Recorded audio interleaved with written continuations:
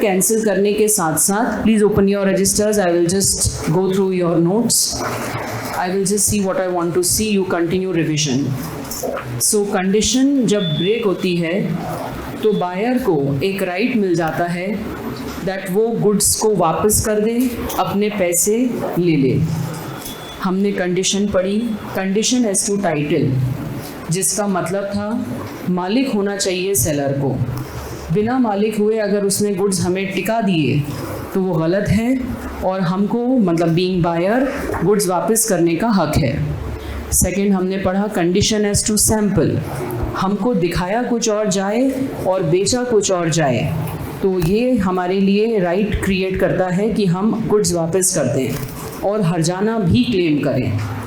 Goods by description, जब हमें कोई अपने गुड्स के बारे में बताता है तो हम उसके डिस्क्रिप्शन से ही एक्चुअली अपना माइंड सेट करते हैं कि ये सामान खरीदें, और वही डिस्क्रिप्शन अगर गलत निकल जाए तो एक तरह से ये ब्रीच या धोखा हुआ, तो हमें हक मिल जाता है हम एज ए बायर कि हम वो गुड्स वापस कर दें। फिर एग्रीकल्चर गुड्स में ऐसा भी होता है कि लोग हमें सैंपल भी दिखाते हैं, गुड्स के बारे में बताते भी हैं, तो फिर जब दो चीज़ें उसमें अटैच्ड हैं जिसके कारण हम कन्विंस हुए टू परचेज़ द गुड्स, तो वो चीज़ें उसमें हमें मिलनी चाहिए। सैंपल भी मैच होना चाहिए बल्क से और डिस्क्रिप्शन भी मैच होना चाहिए, दोनों में से एक भी अगर कम है तो as a buyer we can return the goods, भले ही हम आधा यूज़ कर चुके हों, जितना बचा है we can return and we can claim our price back in agriculture goods. उसके बाद हमने पढ़ा मर्केंटेबिलिटी, बेचने योग्य तो होने चाहिए गुड्स एटलीस्ट। अगर हम कोई टीवी खरीदते हैं, आप यही एग्जाम्पल याद रखें, एग्जाम्पल से आपको कनेक्ट करने में बहुत आसानी होगी। तो टीवी के मेन इंग्रेडिएंट है कि वॉइस तो हमको मोबाइल में भी आ जाती है, मगर एक बड़ी स्क्रीन पे प्रॉपर पिक्चर के साथ हम देख सकें तो वो सारी चीज़ें उसमें पाई जाना चाहिए।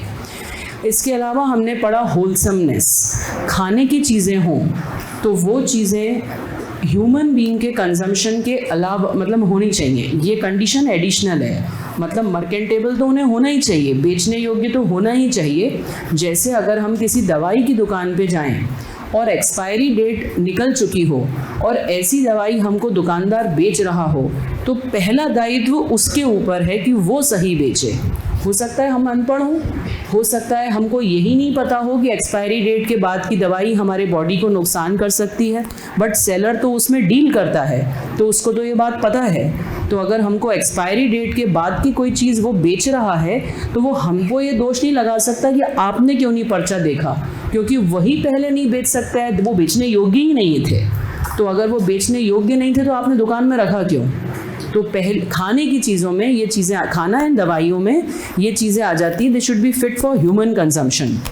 इसके अलावा जैसे एक बुखार की दवाई ह्यूमन बीइंग अगर एक्सपायरी डेट के बाद खाता है तो उसकी बॉडी में उल्टा रिएक्शन हो सकता है। वही दवाई हम अपने घर के पेट डॉग या कैट को दें तो उसको उतना नुकसान नहीं होता, उसकी बॉडी हमसे ज़्यादा मजबूत है, जर्म्स को और उन सब को झेलने के लिए उनकी इम्यूनिटी बहुत स्ट्रांग है। वो कौन सा छना हुआ पानी पीते हैं और उबला हुआ खाना खाते हैं, वो तो जो मिलता है वो खाते हैं, तो उनकी इम्यूनिटी हमसे वे अहेड है। तो उनके लिए सूटेबल नहीं है वो कहे कि आपको नहीं काम आ रही तो अपने आप डॉग के लिए यूज़ कर लो, उसको बुखार आए तब दे देना, ऐसा नहीं होता। हमने खरीदी किसके लिए?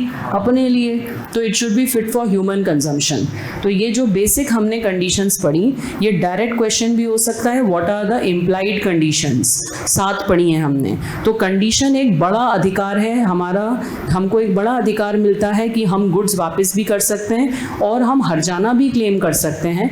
क्योंकि अगर जैसे किसी ने हमको होलसमनेस वाले पॉइंट की अगर मैं बात करूं, हमको कोई ब्रेड बेची किसी ने और वो ब्रेड इन्फेक्टेड थी, मतलब आपको सभी को पता है कि अगर हम फ्रेश ब्रेड खाते हैं तो बारिश के मौसम में ख़ास तौर पे बहुत ही ज़्यादा एनवायरनमेंट जर्म्स के लिए कंजीनियल होता है, मतलब उनके लिए बहुत फ्रेंडली होता है कि वो बहुत जल्दी बढ़ते हैं। तो अगर आपने जर्म्स वाली ब्रेड खा ली, अंदर से वो ऐसी निकली और आप तो बनाना चालू हो गए, ब्रेड याद दिखा नहीं आपको और वो आपको फूड पॉइजनिंग हो गई, तो आपको डॉक्टर का जो खर्चा करना पड़ा वो भी मिलेगा आपको। तो कंडीशन जब ब्रेक होती है तो आपको 2 अधिकार मिलते हैं, एक कॉन्ट्रैक्ट कैंसिल करने का विच इज़ कॉल्ड रेप्यूडिएशन, और दूसरा जो उससे हमें नुकसान पहुंचा वो हर्जाना वसूल करने का। तो condition is a big right that you get. Condition break होने पे। तो हम लोगों ने 7 कंडीशंस पढ़ी हैं, पूरी क्लास को ये 7 कंडीशन पता होनी चाहिए। इसके ऊपर क्वेश्चन आना ऑलमोस्ट श्योर है, अवश्यम भावे। अब उसके बाद हम आज पढ़ रहे हैं वारंटी। वारंटी 2 सेक्शंस के कॉम्बो से है, तो आप सेक्शन 14 और 16 में वारंटी के वैरायटी बताई है। वारंटी की definition section number 12 sub section 3 में है, फटाफट लिखेंगे। वारंटी एक छोटा अधिकार है। वारंटी जब ख़त्म नहीं होती, हमारी मीट आउट नहीं होती, तो हम कॉन्ट्रैक्ट कैंसिल नहीं कर सकते हैं, हम सिर्फ हर्जाना क्लेम कर सकते हैं। तो पहले तो हिंदी में आप ये ऊपर लिख लीजिएगा, वारंटी छोटा अधिकार है। वारंटी छोटा अधिकार है। वारंटी अगर ब्रेक होती है तो हम कॉन्ट्रैक्ट कैंसिल नहीं कर सकते हैं, हम सिर्फ हर्जाना क्लेम कर सकते हैं। दोनों में मूल अंतर है। कंडीशन एक बड़ा अधिकार था, ये छोटा मोटा कुछ नुकसान हुआ है तो हम मात्र डैमेजेस क्लेम कर सकते हैं, हम कॉन्ट्रैक्ट कैंसिल नहीं कर सकते हैं। ये बात आप पहले हिंदी में ऊपर लिख लीजिएगा कि वारंटी छोटा अधिकार है। वारंटी 4 पढ़ेंगे हम, इम्प्लाइड, और वारंटी ब्रेक होने से हम कॉन्ट्रैक्ट कैंसिल नहीं कर सकते, हम मात्र डैमेजेस क्लेम कर सकते हैं। अब आप लिखेंगे वारंटी की डेफिनेशन जो आपको स्क्रीन पे दिख रही है, और आपको खुद समझ में आना चाहिए, बेसिक इंग्लिश इतनी होनी चाहिए अपनी। Warranty is a stipulation. Stipulation शब्द का मतलब मैंने आपको कल भी कहा था, स्टिपुलेशन मतलब कोई वाक्य, कोई स्टेटमेंट, कोई रिप्रेजेंटेशन, कोई बात जो हम कहते हैं जिसके कारण बायर सोचता है कि हाँ ये गुड्स अच्छे, मैं खरीद लूँ। तो वारंटी एक ऐसी स्टिपुलेशन है विच इज़ कोलैटरल। आप 2 मिनट के लिए कंडीशन की डेफिनेशन पे जाइए, वहाँ आपने वर्ड लिखा था असेंशियल, उस पर डब्बा बनाइए। वो बहुत अहम चीज़ थी, ये सहायक चीज़ है, ये इतनी भी ज़्यादा इम्पॉर्टेंट नहीं है, तो ये लेसर इम्पॉर्टेंट चीज़ें हैं। तो वहाँ असेंशियल पे डब्बा बनाइए और यहाँ कोलैटरल पे फोकस रखिए। So warranty is a stipulation collateral. Collateral का हमेशा मतलब होता है सहायक। So warranty is a stipulation collateral to the main purpose of the contract, comma, the breach of which, please be fast, the breach of which gives rise to a claim of damages. बिल्कुल स्पष्ट definition है। Warranty is a stipulation, comma, collateral to the main purpose of the contract, the breach of which gives rise to a claim of damages. मतलब यहाँ तक आपने पढ़ा कि वो हमें हर्जाना लेने के लिए हकदार बनाती है, बट नॉट पे लाइन खींचिएगा, but not a right to reject the goods और cancel the contract. I am not taking doubts, I am just giving one-sided relay, so don't ask any doubt. But not a right to reject the goods or cancel the contract. एकदम self explanatory line है। Condition बड़ा अधिकार था, condition break हुई थी, 7 में से कोई भी, तो हम कॉन्ट्रैक्ट कैंसिल कर सकते थे और हम पैसे भी वसूल डैमेजेस के कर सकते थे, जैसे ब्रेड का मैंने आपको एग्जाम्पल दिया। बट वारंटी कोई बहुत अहम चीज़ नहीं है, ये छोटे ओहदे की चीज़ है, लेसर नुकसान हुआ है हमारा तो हम सिर्फ डैमेजेस क्लेम कर सकते हैं, we can not cancel the contract. So warranty is a stipulation collateral to the main purpose of the contract. Collateral पे आपको फोकस करना है। It gives rise to a claim of damages but not a right to reject the goods और to cancel the contract. The spelling ठीक कर लीजिएगा। The suffering party can only claim damages. The suffering party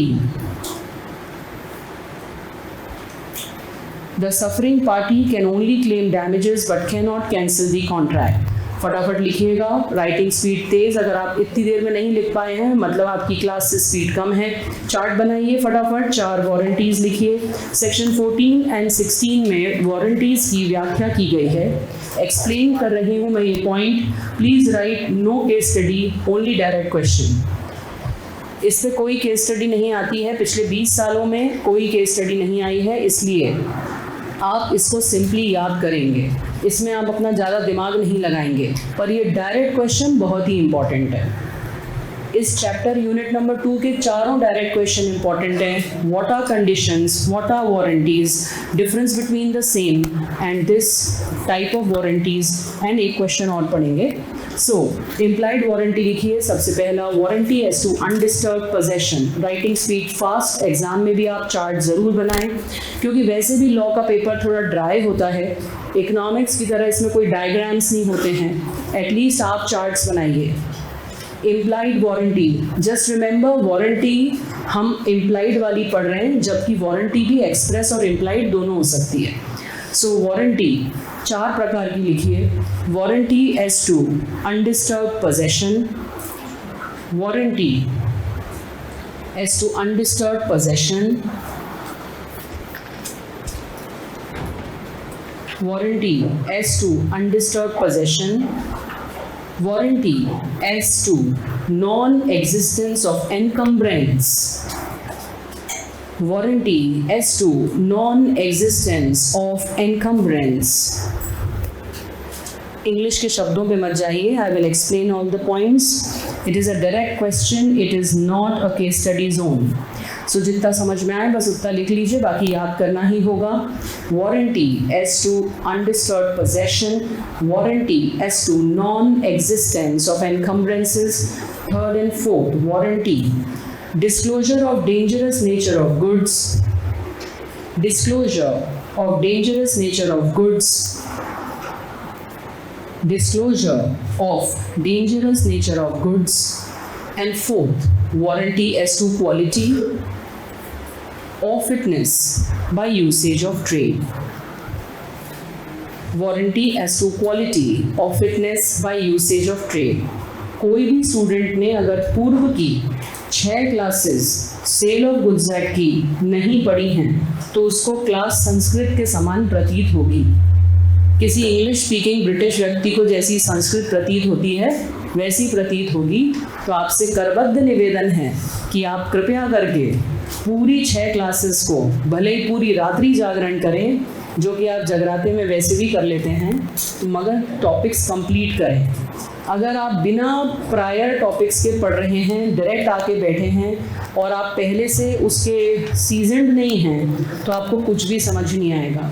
आप लिख लीजिए, क्योंकि topic तो आगे बढ़ाना ही है, बट आपको समझना कुछ नहीं आएगा. ओके, सबसे पहले बताइएगा मुझको, कंडीशन ऑफ वारंटी में से किसमें बड़ा अधिकार मिलता है, किसमें छोटा अधिकार मिलता है? 7 कौन सी हैं? 4 कौन सी हैं? किसमें सिर्फ डैमेज मिलेगा? किसमें गुड्स भी वापस करके पैसे ले सकते हैं? तो वारंटी और कंडीशन में 2 अधिकार किसमें मिल रहे हैं? कंडीशन, एक तो कॉन्ट्रैक्ट कैंसिल करो और दूसरा डैमेज क्लेम करो. और वारंटी में एक अधिकार मिल रहा है कि अपना डैमेज बस आप क्लेम कर सकते हो.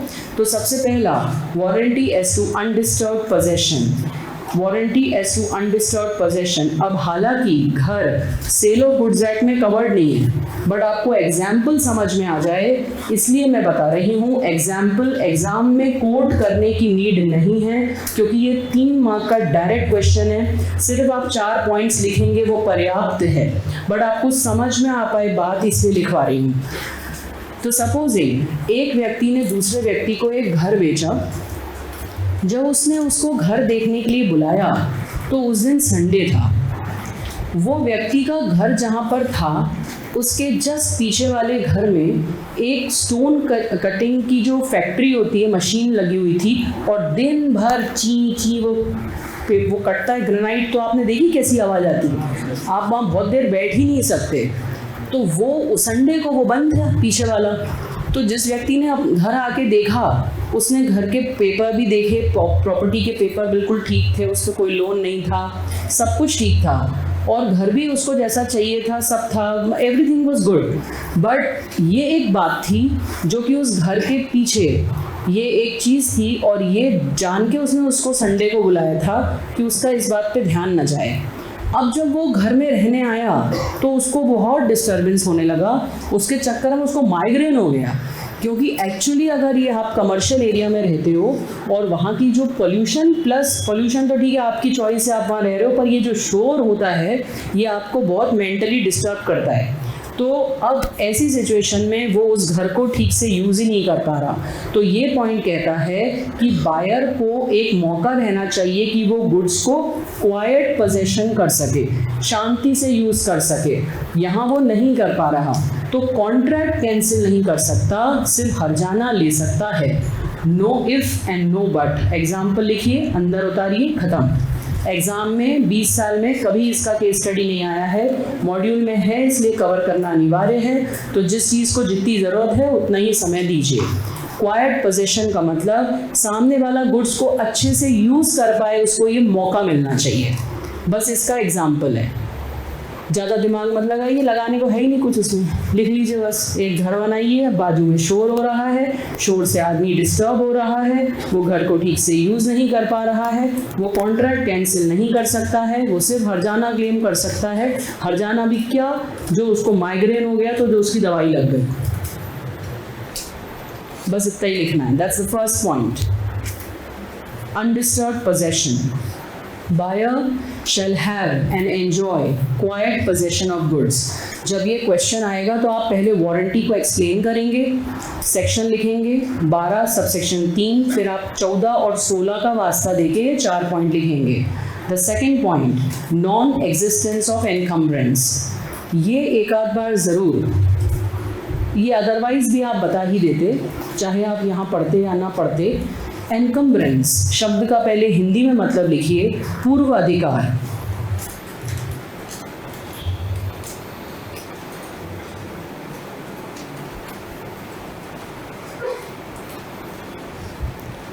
ये पूर्व अधिकार क्या होता है मैं आपको एक्सप्लेन करती हूँ, एक ही बार एक्सप्लेन करूँगी, कॉन्सेंट्रेशन से सुनिएगा। एनकम्ब्रेंस क्या होता है, पूर्व अधिकार क्या होता है, व्हाट इज एनकम्ब्रेंस, ये मैं एक्सप्लेन करने जा रही हूँ, ध्यान से सुनिएगा। सपोज एक व्यक्ति ने एक कार खरीदी दूसरे से। अब ये कार जिसने सेलर ने खरीदी, उसने एक व्यक्ति मिस्टर सी से इस पे लोन ले रखा था। ध्यान दीजिएगा, जब हम बैंक से लोन लेते हैं तो बैंक हमारे आरसी कार्ड पर वो क्या बोलते हैं इसको, आरटीओ ऑफिस में नोट करा देता है कि इस गाड़ी पे लोन है। बैंक ऐसा करा सकता है, पर किसी निजी व्यक्ति से आप लोन लेते हैं कार के पेपर गिरवी रखकर, तो वो कार कुछ नहीं लिख पाता है। कार के ऊपर तो लिख नहीं देगा कि इस कार पे लोन है, आरसी कार्ड पे लिख नहीं सकता, वो गवर्नमेंट अथॉरिटी नहीं है। तो ऐसे लोग जो प्राइवेटली लोन ले लेते हैं कि पता ही नहीं चल पाता है कि लोन ले रखा है। तो ए ने बी को अपनी कार बेची और ऑलरेडी वो सी से लोन ले चुका था।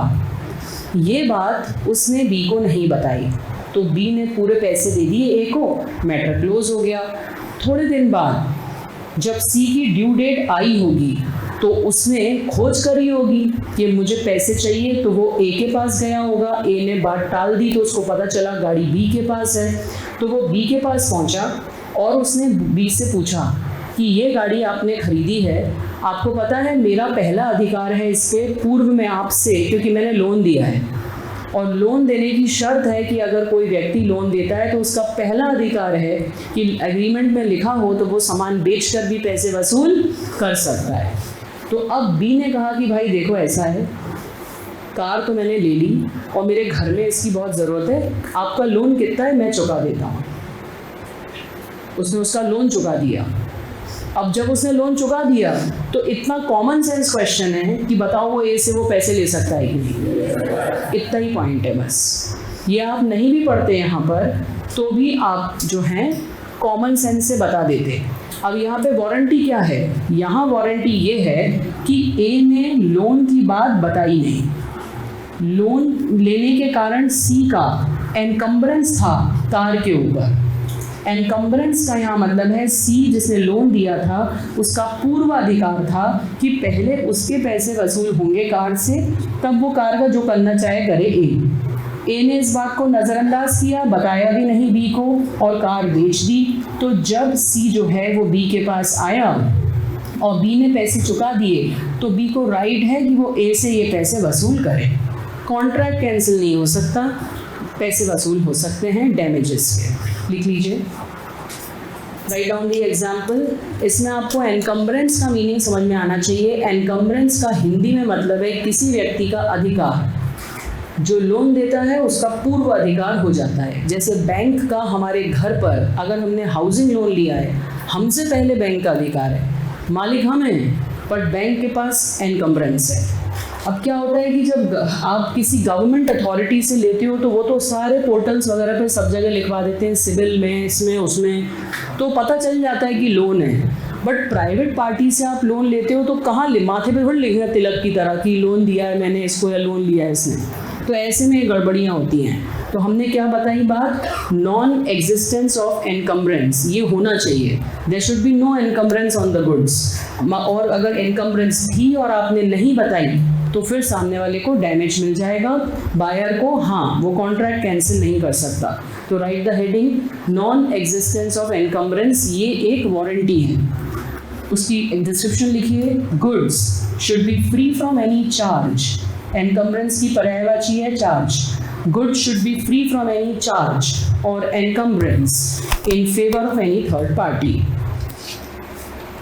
जितना मैंने लिखा है उतना आप लिख लीजिए। ये इंडियन कॉन्ट्रैक्ट एक्ट का भी एक कॉमन सेंस क्वेश्चन है। सोगा में भी ये पॉइंट टच अपॉन हो रहा है, पर आपको मैं यहाँ नहीं भी पढ़ाती तो भी आप यही कहते कि अगर लोन के पैसे देने पड़ गए बी को तो भाई वो ऐसे ही तो लेगा, हाँ या ना।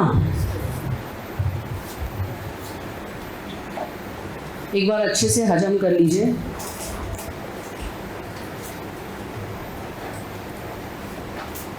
तो सबसे पहला हमने क्या पढ़ा, अनडिस्टर्ब्ड पोजेशन। आपको इसकी हिंदी क्या लिखनी चाहिए थी, शांति से गुड्स यूज करें ये अधिकार। शांति से बायर गुड्स यूज कर सके ये अधिकार, बस इतना ही है इसका मतलब, शांति से गुड्स यूज कर सके इतना अधिकार। मैं रिपीट से इसलिए कर रही हूँ कि आपको याद करने में सरलता हो, बाकी इसका केस स्टडी आएगा नहीं, आया नहीं कभी आज तक, ना आएगा। वैसे ही सोगा में बहुत कुछ है इंस्टीट्यूट को कवर करने को। Warranty as to non existence of encumbrance, buyer का हक है कि वो जो गुड्स खरीद रहा है उस पर किसी और का इनकम्बरेंस ना हो, और अगर हो तो उसको बताया जाए, और अगर नहीं बताया जाए और उसे पैसे देने पड़े तो वो पैसे उसको वापस लेने का हक है। तीसरा, disclosure of dangerous nature of goods. Common sense point है। सपोजिंग कोई गुड्स डेंजरस हैं यूज़ करने के लिए, जैसे फिनाइल की ये बॉटल। आपने देखा होगा कि फिनाइल की बॉटल पे जनरली ऐसा कोई साइन बना होता है, उसमें बहुत स्पष्ट लिखा होता है नॉट फॉर कंजम्पशन, हाँ या ना। अब अगर कोई फिनाइल की बॉटल ऐसे बेच दे जैसे ये स्क्रीन पर दिख रही है, इस पर कुछ भी नहीं लिखा है।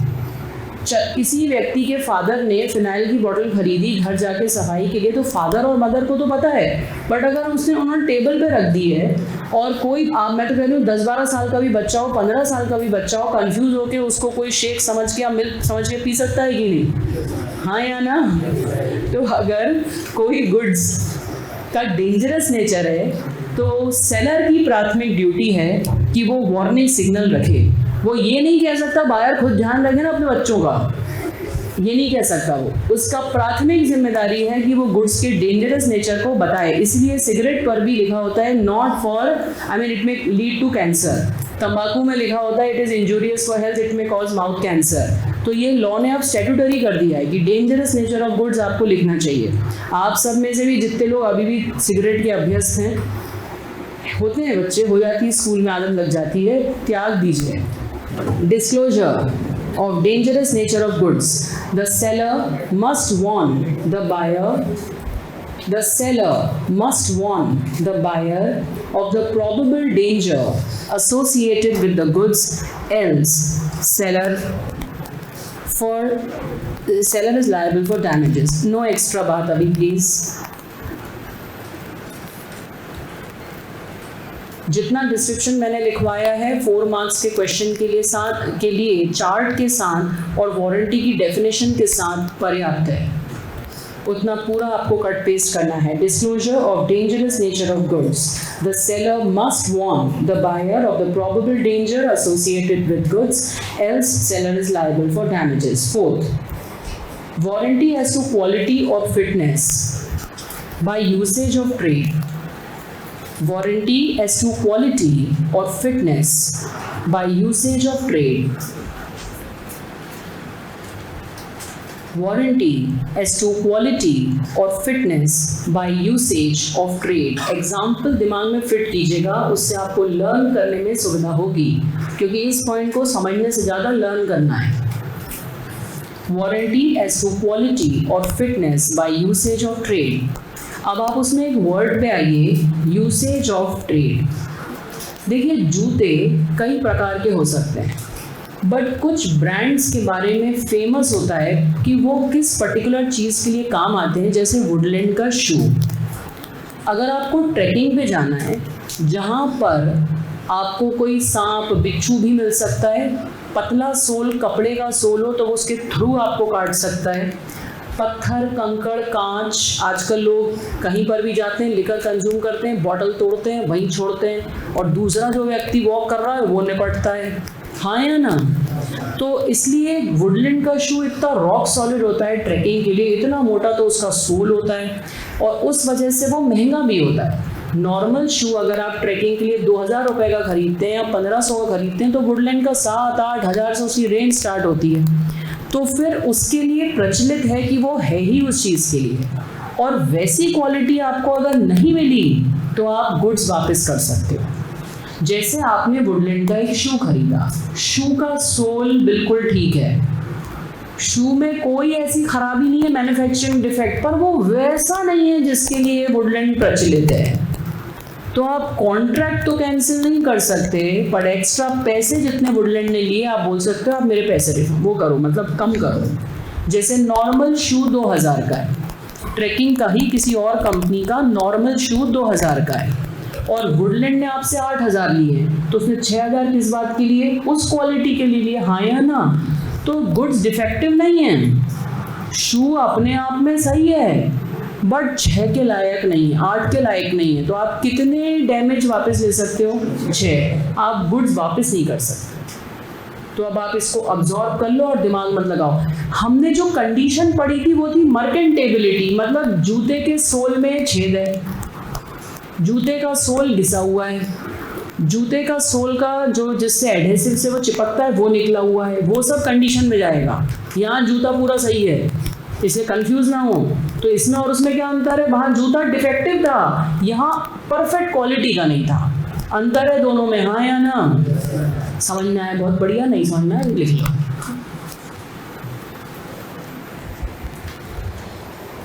वारंटी एज टू क्वालिटी और fitness by usage of trade. फटाफट बताइए, आप मुझे एक एक एग्जाम्पल के साथ एसोसिएट करके बताइए मैंने आपको किस बात का एग्जाम्पल दिया। एग्जाम्पल से लॉ पढ़ेंगे तो आपका सफ़र बहुत सरल होगा पूरा सीए का।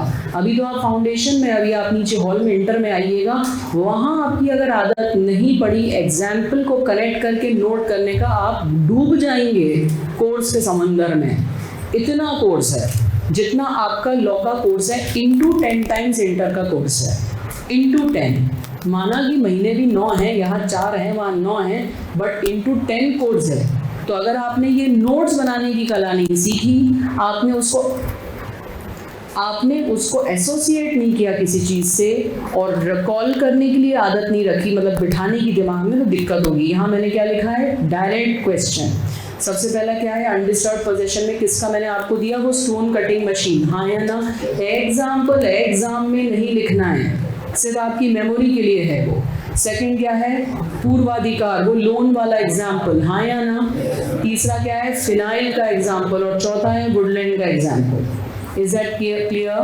Warranty as to quality and fitness by usage of trade, direct आप चिपका सकते हैं, हेडिंग ही उसका डिस्क्रिप्शन है। वारंटी एज टू क्वालिटी और fitness by usage of trade. Usage of trade को जरूर आप लिख सकते हैं, ऐसा करके आप लिख सकते हैं। कुछ कंपनीज के बारे में ऐसा प्रचलित होता है कि वो किस क्वालिटी के गुड्स होते हैं, ये अपने समझ के लिए आप लिख सकते हैं। यूसेज ऑफ ट्रेड का मतलब फ्यू कंपनीज या few brands are famous for particular features in their goods। वो फीचर ही आपको नहीं मिला, उसी के लिए आपने एक्स्ट्रा पैसे दिए थे।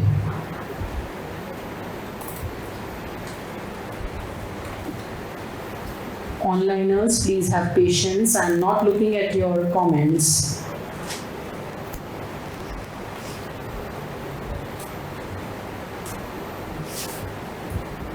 मुझे बताइएगा क्या यहाँ पे गुड्स डिफेक्टिव कहलाएंगे? डिफेक्टिव होते तो अपन किस में घुसते? मर्केंटेबिलिटी में, कि वो टूटे टाटे हैं, फटे हुए हैं, उधड़ा हुआ है सोल, ऐसा वो नहीं है। हम 3 नंबर बोलते, वो 6 नंबर देता, वो किस में आता? किस में आता?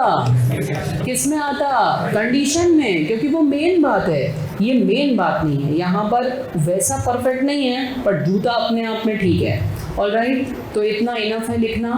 अब आप फटाफट सुनिएगा डिफरेंसेस।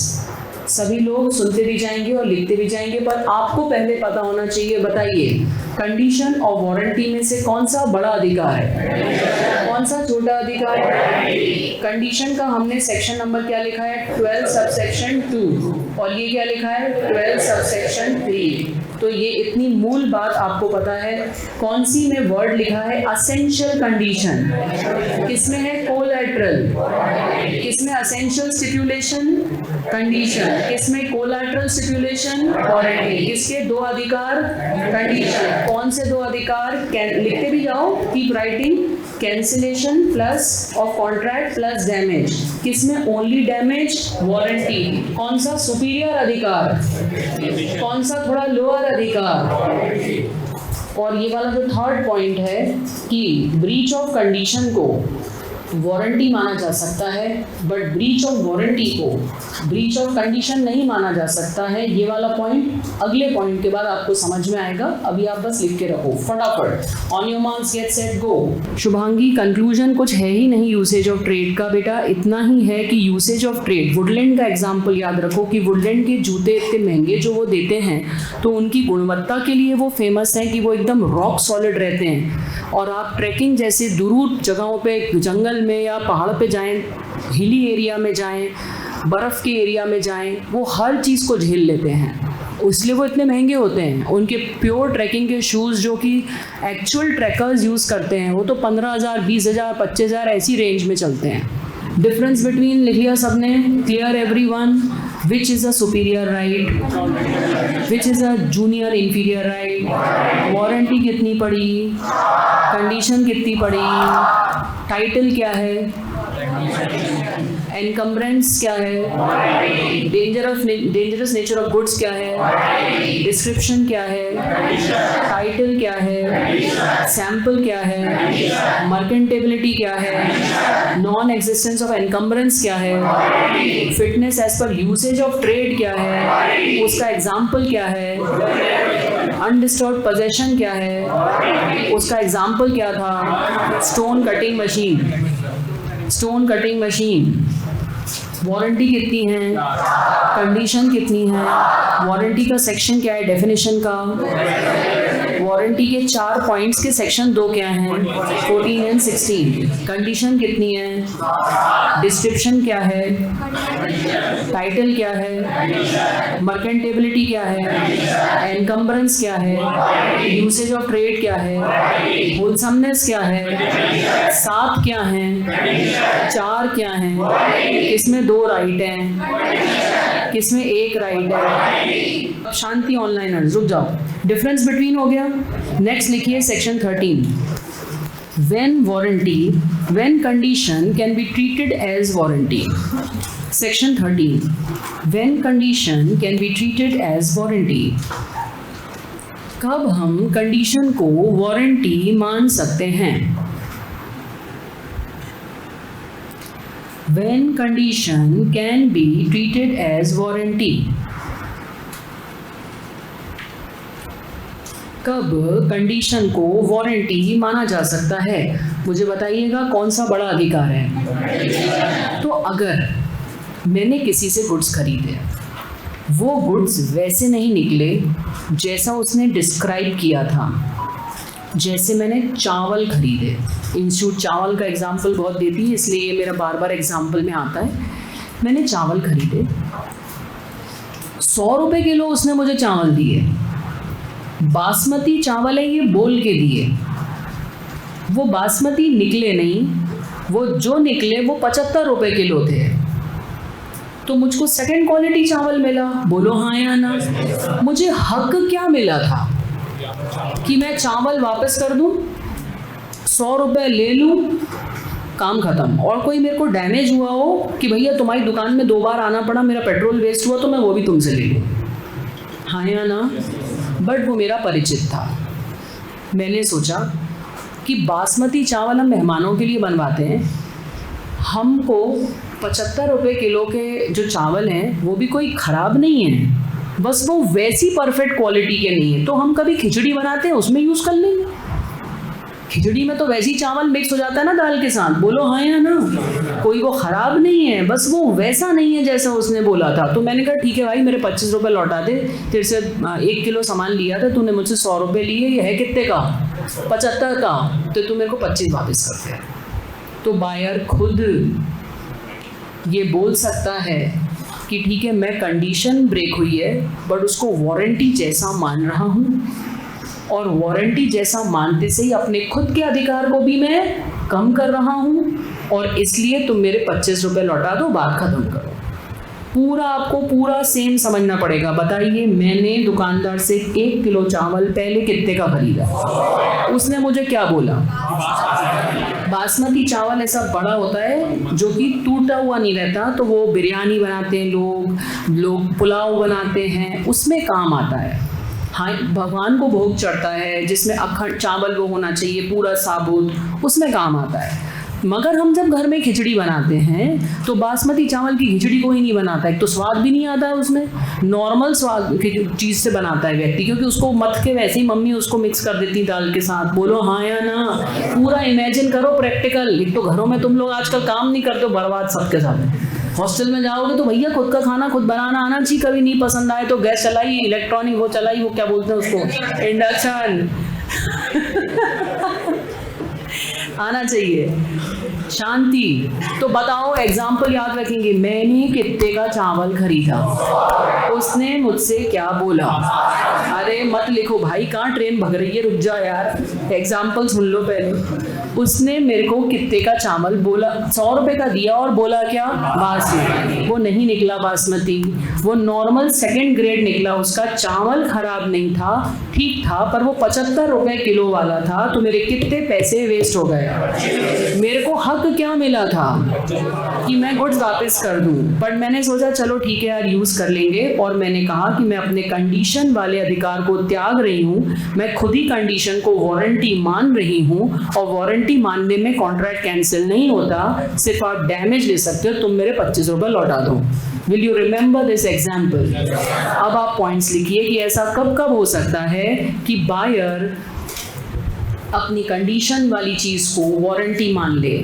इसमें से प्रथम 2 एग्जाम्पल में आप लिखिए, प्रथम 2 एग्जाम्पल में लिखिए वॉलंटरी, अपने मन से, और बाद के 2 एग्जाम्पल में कंपल्सरी।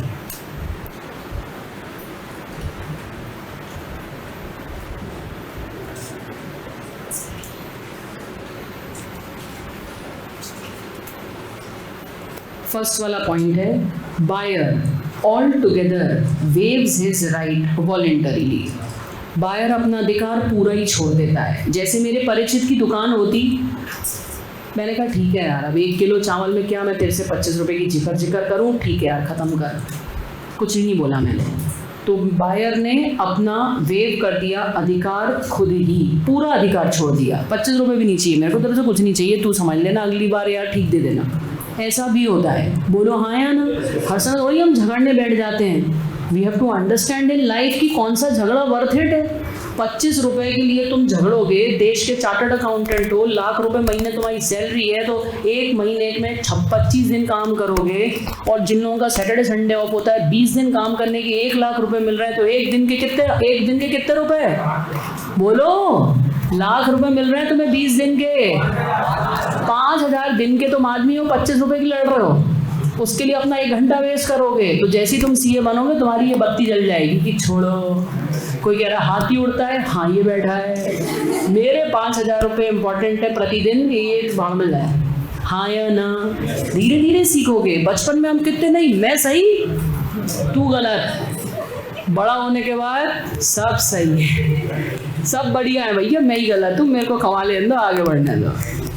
Is that clear? तो जितनी देर आप अपना समय वेस्ट कर रहे हैं, आपके लाखों रुपए वेस्ट हो रहे हैं। आप मत करिए वेस्ट। अगर घर वालों के लिए कुछ करना है ज़िंदगी में, उनकी इच्छाएं पूरी करनी है, तो नोट कमाइए, भरपूर कमाइए। भूखे पेट ना भजन गोपाला, भूखे पेट कछु नहीं होता है भाई, ना भजन ना गोपाल जी, कोई याद नहीं आते। नोट चाहिए, नोट। नोट का मतलब है ये नहीं कि अपन कुछ चोरी चकारी करें, कमाओ ढंग से।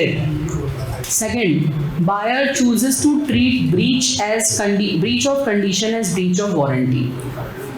ये राइस वाला एग्जाम्पल लिख लीजिए कि 100 रुपये बेच दिए, उसने 25 रुपये वापस ले लिए। Buyer chooses to treat breach of condition as breach of warranty. पहले वाले में कोई एग्जाम्पल नहीं, उसने पूरा राइट छोड़ दिया। परिचित लोगों में ऐसे ही होता है, आदमी नहीं झगड़ता, सीए था वो। और सोचिए अगर आप 12 लाख रुपए कमाएंगे, कम से कम पहली मिनिमम साइड पे बोल रही हूँ, रैंक ले आए तो 25, रैंक ले आए तो 25, तो आप 2 लाख रुपए महीने के आदमी हैं, हाँ या ना? 10,000 रुपये पर डे आपकी वैल्यू है। अब आप 25 रुपये के लिए झगड़ोगे? छोड़ दोगे ना? बोलो हाँ या ना? तो मैथमेटिक फिक्स हो गई ना यहाँ पे। तो ये जितने लोग अटेम्प्ट पे अटेम्प्ट शिफ्ट करे जा रहे हैं, वो लाखों बर्बाद कर रहे हैं अपने। और इसलिए सीए छोड़ना नहीं है। 4 अटेम्प्ट भी फेल हो गए ना, फाउंडेशन मैं खड़ी रहूंगी तुम्हारे साथ, इंटर मेरी जवाबदारी है। मगर तुमने खुदाई करी तो I would be the first person to tell your parents, sir line change कराई, किराने की दुकान खुलाइए, 3 साल में ग्राहकी जम जाएगी। ठीक है? नहीं, किराने की नहीं खोलना, जूते की खोलना है। नेक्स्ट, ये अपन अगली वाला जो मेरा सेशन है दोपहर में, उसमें पढ़ेंगे नॉन सेवरेबल कॉन्ट्रैक्ट्स।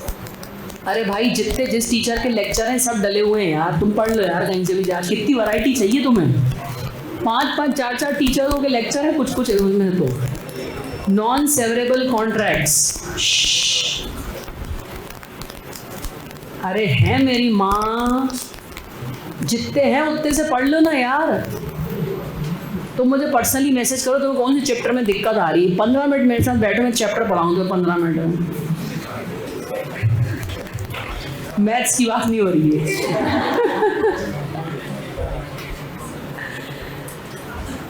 नॉन सेवरेबल कॉन्ट्रैक्ट लिख लिया। और reason of breach is supervening impossibility. ये अपन अभी जो मेरी सेकंड क्लास है उसमें डिस्कस करेंगे। ये सारे एग्जाम्पल अपन दोबारा करेंगे ताकि आपको ये समझ में आ जाए। Is that clear everyone? आज मेरा प्रयास रहेगा कि हम इस यूनिट को क्लोज करें। Unit number 2। Good day everyone, please keep studying well, don't waste a single minute.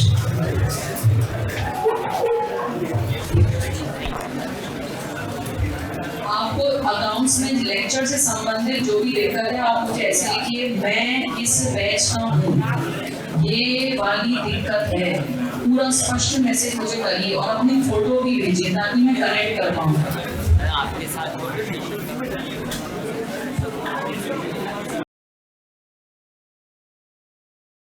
इसी तरह के इन्फॉर्मेटिव वीडियोस देखने के लिए हमारे चैनल को सब्सक्राइब करें और लेटेस्ट वीडियोस को सबसे पहले देखने के लिए बेल आइकॉन को हिट करें। साथ ही लाइक और शेयर करना ना भूलें।